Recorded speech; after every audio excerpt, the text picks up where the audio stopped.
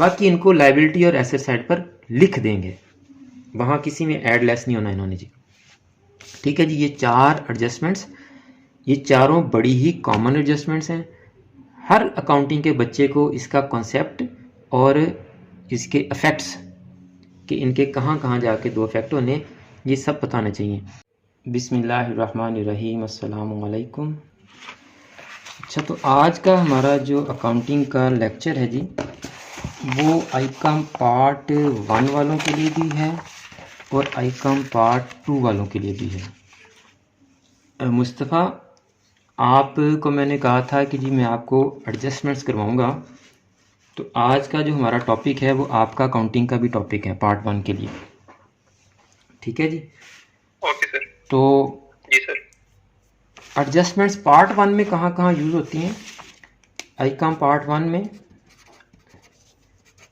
ये जो हमने अभी अकाउंटिंग इक्वेशन की थी, अकाउंटिंग इक्वेशन में यूज़ होती हैं जी। फिर जनरल एंट्रीज में भी आती हैं, फिर ये फाइनल अकाउंट में यूज़ होती हैं। इसी तरह अगर हम आईकॉम पार्ट 2 की बात करें तो आपकी एडजस्टमेंट जो हैं वो सिंगल एंट्री सिस्टम में यूज़ होती हैं, नॉन ट्रेडिंग में यूज़ होती हैं। तो इसी तरह हर वो क्वेश्चन जिसमें आपको जो है वो एक्सपेंसेस या इनकम्स को मैचिंग कॉन्सेप्ट के तहत रिकॉर्ड करना होता है, वहाँ आपकी एडजस्टमेंट्स काम आएंगी जी। तो 4 बड़ी कॉमन एडजस्टमेंट्स हैं, वो बहुत ही अहम हैं।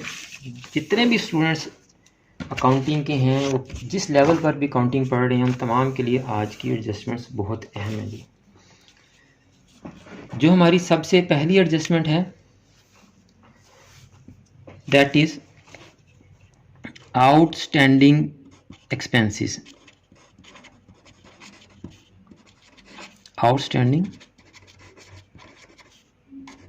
एक्सपेंसेस, अब इनको हम कहते हैं एक्सपेंसेस पेएबल। इनको हम क्या कहते हैं जी?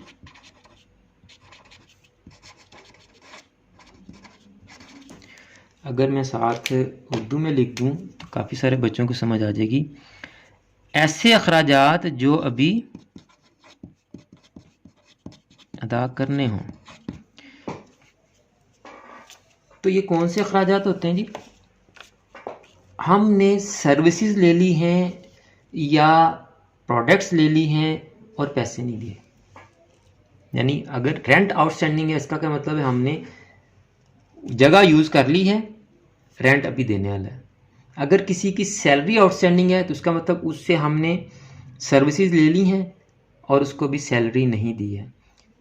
किसी की भी किसी किस्म की पेमेंट आपने करनी है, क्यों करनी है? आपने उससे कोई ना कोई बेनिफिट लिया होगा, यानी बेनिफिट ले लें और पैसे ना दें तो ये आपके आउटस्टैंडिंग एक्सपेंसेस होंगे जी। ठीक है, जो भी अदा करने हैं। तो इनके जो 2 इफ़ेक्ट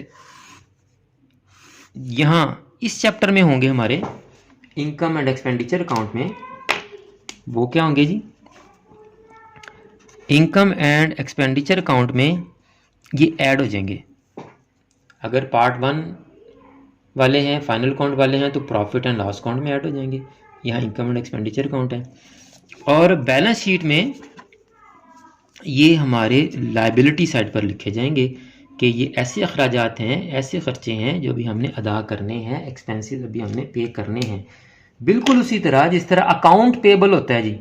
अकाउंट्स पेबल किधर जाते हैं? लायबिलिटी होती है। बिल्स पेबल्स क्या होती हैं? लायबिलिटीज होती हैं। ठीक है, तो इसी तरह एक्सपेंसेस पेबल भी हमारी क्या है? लायबिलिटी है। अंडरस्टैंड जी?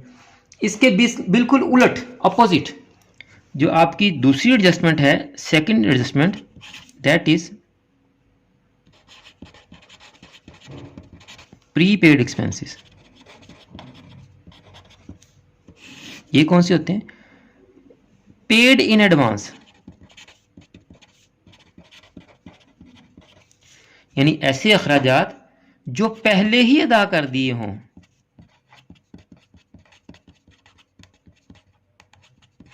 यानी एडवांस पेमेंट आप कर देते हैं, आपने बेनिफिट नहीं लिया और आप पेमेंट पहले कर रहे हैं। वो प्री पेड एक्सपेंसेस होते हैं। बड़ी जो है कॉमन एग्जांपल है आजकल के दौर में, तो आपके जो कनेक्शंस होते हैं ना, ये जो टेलीफोन के कनेक्शन होते हैं, जैसे सिम का आपका नंबर है, जिस भी सेलुलर कंपनी से आप सर्विसेज ले रहे हैं वो दो किस्म के आपको पैकेज ऑफर करते हैं। एक होता है प्री पेड, एक होता है पोस्ट पेड। प्री पेड में क्या होता है कि आप पहले पैसे देते हैं, फिर आप अपने जो मिनट्स हैं या जो आपकी जो बैलेंस है उसको यूज़ करते हैं।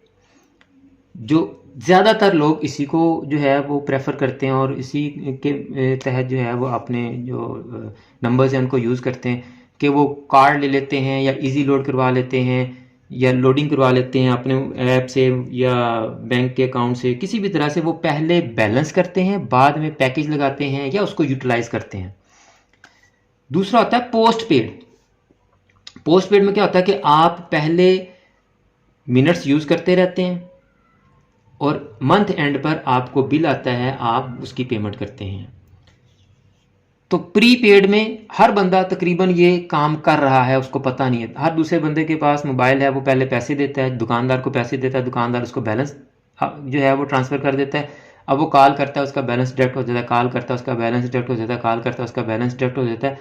That is an example of pre paid expense, कि उसने अपना जो बिलिंग एक्सपेंस है कॉल्स का उसने पहले ही अदा कर दिया, यूटिलाइज वो बाद में कर रहा है। ठीक है, तो प्री पेड एक्सपेंसेस की आपकी जो ट्रीटमेंट होगी इनकम एंड एक्सपेंडिचर अकाउंट में, इससे ये लेस होंगे और बैलेंस शीट में ये आपके एसेट साइड पर जाएंगे, क्योंकि आपके ये एसेट हैं, आप इनको यूज़ कर रहे हैं। बैलेंस शीट में ये एसेट साइड पर जाएंगे। ठीक है जी। एक क्वेश्चन मैंने आपसे पूछना है, मैं ये चारों करवा लूँ फिर है जी अनअर्न्ड इनकम। अनअर्न्ड इनकम या अनअर्न्ड रेवेन्यू,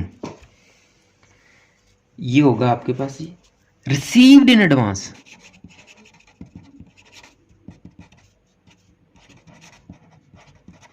यानी ऐसी आमदनी जो पहले ही वसूल कर ली हो। इसके लिए पेशगी टर्म यूज होती है। बच्चों को अगर इंग्लिश की टर्म नहीं समझ आ रही तो उर्दू की उससे ही मुश्किल है। पेशगी को मैं पहले ही इस्तेमाल कर रहा हूँ। ऐसी आमदनी जो पहले ही वसूल कर ली हो।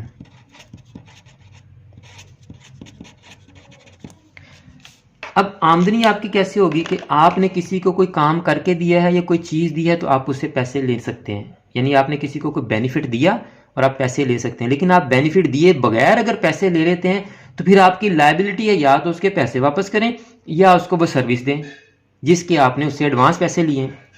ठीक है, तो इसकी जो ट्रीटमेंट है वो क्या होगी जी?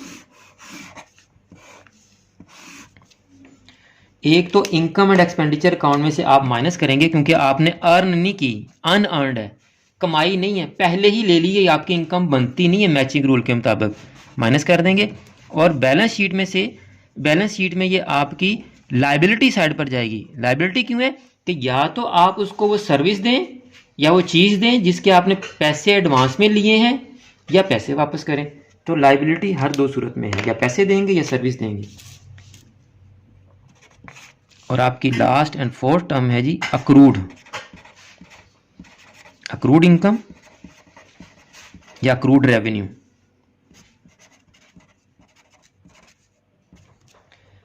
इसको हम कहते हैं जी रेवेन्यू रिसीवेबल या इनकम रिसीवेबल। दो यू डाले गए हैं। रेवेन्यू रिसीवेबल जी। आ गए आप लोग वापस? जी सर। मैं जल्दी इसीलिए कह रहा था कि मुझे पता था कि मीटिंग एंड होने वाली है। बीच में जो लेक्चर जो है डिस्टर्ब हो जाए ना तो फिर मुझे भी जो है सेटिस्फेक्शन नहीं होती। तो अक्रूड इनकम या अक्रूड रेवेन्यू रिसीवेबल कि हमने बेनिफिट दे दिया किसी को, सर्विसेज दे दी हैं या कमोडिटी दे दी है, अभी हमने उससे पैसे नहीं लिए, इनकम रिसीव करने वाली रहती है। तो ऐसी आमदनी जो अभी वसूल करनी हो, ऐसी आमदनी जो अभी वसूल करनी हो। तो आमदनी हमने कमा तो ली है, रिसीव नहीं की, वसूल नहीं की, तो इसका मतलब ये आपकी इनकम एंड एक्सपेंडिचर अकाउंट में ऐड हो जाएगी और बैलेंस शीट में ये आपका एसेट है कि आपने पैसे लेने हैं, बिल्कुल वैसे ही जैसे आपका अकाउंट रिसीवेबल एसेट होता है। अब छोटा सा क्वेश्चन है जी, ये जो आउटस्टैंडिंग एक्सपेंसेस ऐड हो रहे हैं, प्रीपेड एक्सपेंसेस लेस हो रहे हैं, अनअर्न्ड इनकम लेस हो रही है, अक्रूड इनकम ऐड हो रही है, ये कहाँ ऐड लेस होंगे सारे? सर इनकम में होंगे या फिर एक्सपेंडिचर में होंगे? किस इनकम या एक्सपेंडिचर में? Sir revenue income, revenue expenditure. Revenue को किस रेवेन्यू इनकम या रेवेन्यू एक्सपेंडिचर में? सर जो साल का होगा सर उसी में। हमजा आपको तो बताना चाहिए। सर हमजा तो नहीं है। सॉरी अरबाज।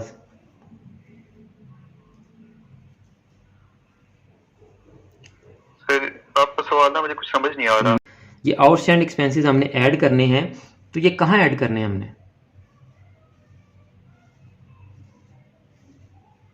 सर एक्सपेंसेस में ही आई थिंक। किस एक्सपेंस में?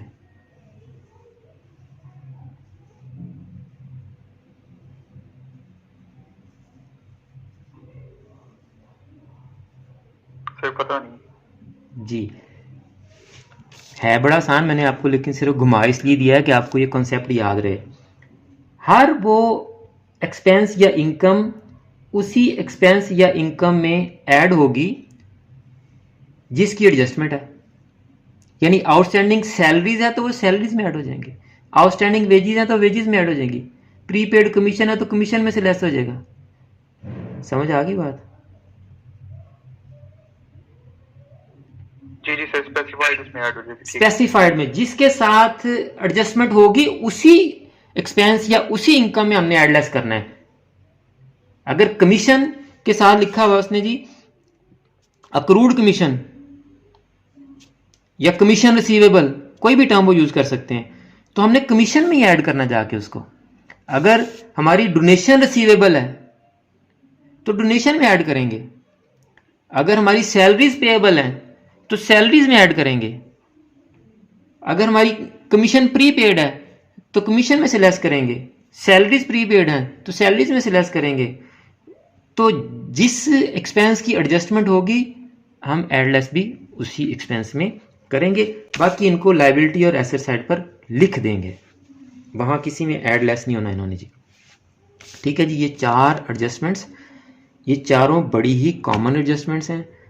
हर अकाउंटिंग के बच्चे को इसका कॉन्सेप्ट और इसके इफेक्ट्स कि इनके कहाँ कहाँ जाके दो इफेक्ट होने, ये सब बताना चाहिए।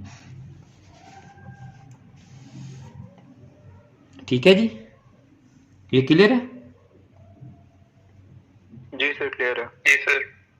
तो बेटा ये चार एडजस्टमेंट्स आपको अच्छी तरह समझ आ गई होंगी। अगर आपने हमारा यूट्यूब चैनल या फेसबुक पेज लाइक नहीं किया तो आप हमारे यूट्यूब चैनल को सब्सक्राइब कर लें, फेसबुक पेज को भी लाइक कर लें, क्योंकि ऑनलाइन क्लासेस के तमाम लेक्चर्स हम यूट्यूब चैनल पर भी अपलोड कर रहे हैं और फेसबुक पेज पर भी अपलोड कर रहे हैं। तो आप अगर ऑनलाइन क्लासेस लेना चाहते हैं तो आप हमें व्हाट्सएप करें, हम आपको ऑनलाइन क्लासेस की तमाम डिटेल्स बता देंगे। मुझे भी अपनी दुआ में याद रखा करें। जज़ाकल्लाह।